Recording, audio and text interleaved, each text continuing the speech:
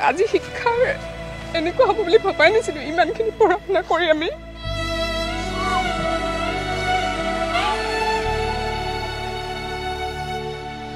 সবে BTech MTech আৰু ভালৰো ভালখিনি মা দেউতাই কৈছিল যে তই পঢ়াত ভাল হয় তোৰ কিবা এটা ভাল হ'ব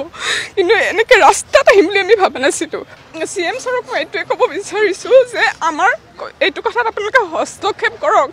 আৰু আমাৰ যদি যোগ্যতা নাই আমাক উলিয়াই দিয়ক কিন্তু আপুনি হস্তক্ষেপ কৰক এনেকৈ আমাৰ লগত অন্যায় নকৰিব আৰু আমি আপোনাৰ ওপৰতে আশা ৰাখিছোঁ এতিয়া আপুনিয়ে যি কৰিব পাৰিব আমাৰ কাৰণে ন্যায় কৰিব পাৰিব 2017 চনত আমি পলিটেকনিক আৰু ইঞ্জিনিয়াৰিং কলেজত 370 গৰাকী অধ্যাপক অধ্যাপিকাক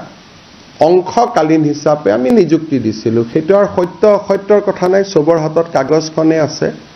আৰু তেওঁলোকক পাৰ ক্লাছ হিচাপত বেতন দিয়া হৈছিল যে যিমানটা ক্লাছ কৰিব সিমানটা বেতন দিব তাৰ পিছত আমি তেখেতসকলক এটা প্ৰক্ৰিয়াৰ মাজেৰে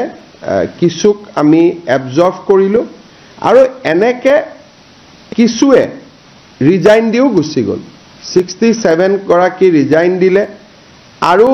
আমাৰ যেটো প্ৰক্ৰিয়াৰ মাজেৰে 133 গৰাকীয়ে সৰকাৰি চাকৰি পালে আৰু কিছুক ৰেগুলেশন 3F তো লোৱা গ'ল এতিয়া প্ৰশ্নটো হ'ল যে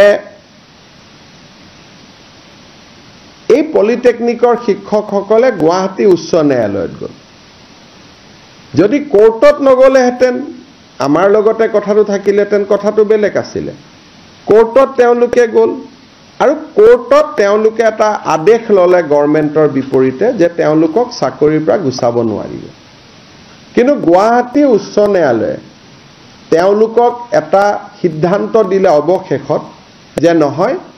কোনো কন্ট্ৰেকচুৱেল টিচাৰ সৰকাৰে ৰেগুলাৰ কৰিব নোৱাৰে অৰ্থাৎ মই যেটো বিধানসভাটো কৈছিলো এটো উচ্চ ন্যায়ালয়ে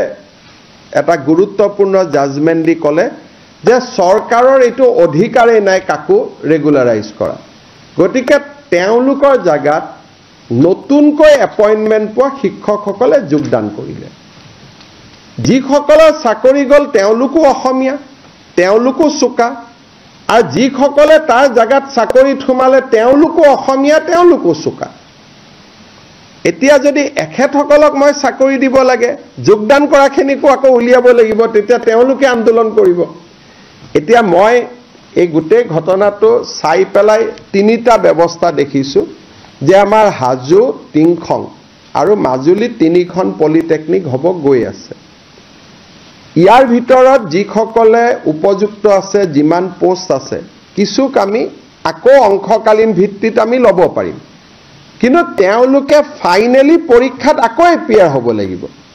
কিছুমানে কৈছে পৰীক্ষাত এপিয়াৰ হোৱাৰ কাৰণে এজ নাই লাগিলে আমি এজটো কণ্ডন কৰি দিম কিন্তু 3F-ত চাকৰি কৰিলে APSC এ নিয়মীয়া নকৰিলে চাকৰিটো যায় সেইটো কথা সকলোৱে জানা কথা সকলোৱে মোক কৈছে ঠিক আছে মানৱীয়তাৰ খাতিৰত তিনিখন নতুন পলিটেকনিক আহিছে যাক যত যেনেকে পাৰে আমি একমোডেট কৰি দিম এজটো ৰিলেক্স কৰি দিম কিন্তু তেওঁলোকে পঢ়া শুনা কৰি যেহেতু মেধাবী বুলি নিজে কৈছে আৰু আমাৰ যেহেতু চাকৰিত ইঞ্জিনিয়াৰিং কলেজৰ প্ৰফেসৰ সকলে ইন্টাৰভিউ লয় তাত কোনো পলিটিক্যাল মানুহ নাই গতিকে মই আশা কৰিম অন্তত মেধাৰ ভিত্তিত পিছৰবাৰ তেওঁলোকে চাকৰি ল'ব কিন্তু গভৰ্ণমেণ্টত আজিকালি ডাঙৰ কথাটো হ'ল যে মেধাক বাদ দি মৰম কৰাৰ ইয়াত কোনো স্কোপ নাই কাৰণ যদি মৰম কৰিব যাওঁ যোগদান কৰাখিনিক আকৌ উলিয়াই দিব লাগিব তেতিয়া তেওঁলোকো আপোনালোকৰ ওচৰত আহিব সেইকাৰণে মোৰ এইটোৱে কথা যে মই এজ ৰিলেক্স কৰি দিম নতুন তিলিখন পলিটেকনিকক এওঁলোকক যাতে অন্তত লগে লগে চাকৰিটো নাযায় কাম কৰি থকাৰ সুবিধাও কৰি দিম কিন্তু সকলোকে পাৰোনে নোৱাৰো মই নাজানো মই চেক কৰি লওঁ